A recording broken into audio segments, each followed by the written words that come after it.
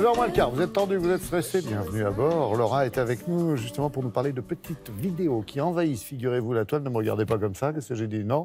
Ah bon, et qui font, paraît-il, elle un est bien captivée. fou. Elle est captivée. Dites-nous tout, mais...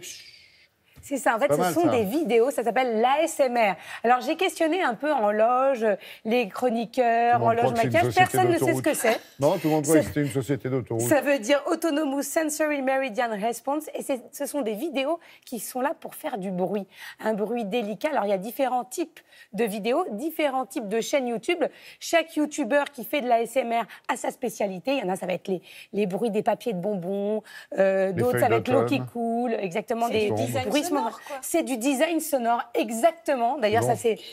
C'est un bon terme pour expliquer ce qu'est l'ASMR, beaucoup plus efficace. Donc, pour aller décrypter ce phénomène qui fait fureur non seulement sur notre web à nous francophones, mais à l'international, je suis allée rencontrer quelqu'un de chez YouTube qui nous explique, et aussi un ASMR, un ASMR. On va l'appeler un ASMR. Un ASMR. Oh, on y va. Tu fais quoi, toi, Chine?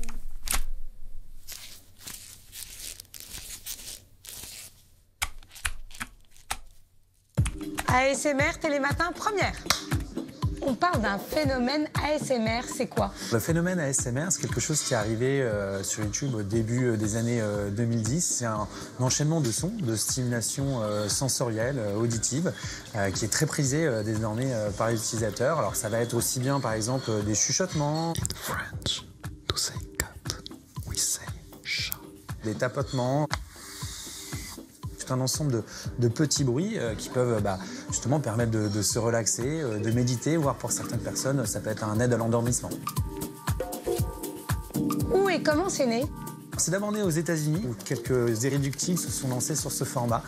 C'était vraiment pour le début des tests et on s'est vu que ça, justement, ça a bien pris, ça a plu auprès de nombreux utilisateurs. Et comme souvent, ça a suivi dans d'autres pays, y compris en France, où aujourd'hui, on a plus de 8 chaînes qui ont plus de 100 000 abonnés sur YouTube. Donc on voit qu'il y a un réel intérêt pour les utilisateurs avec une augmentation du nombre de vues de plus de 300% sur les 2 dernières années. Pourquoi avoir créé Made in France ASMR? Au début, j'étais spectateur. J'ai découvert la ASMR en 2012 à peu près. J'ai regardé ces vidéos pour me détendre. Et au bout d'1 an et demi, pendant les révisions du bac, j'ai voulu créer ma propre chaîne de vidéos ASMR pour détendre les gens. Et alors, qu'est-ce qu'on retrouve? Quelle est la spécificité de votre chaîne? J'aime bien, en plus du son, jouer sur l'aspect visuel qui est parfois négligé dans les vidéos ASMR et je trouve ça dommage parce que l'ASMR, c'est donc le frisson de bien-être que l'on ressent, par exemple, quand on va chez le coiffeur ou quand on entend certains sons spécifiques.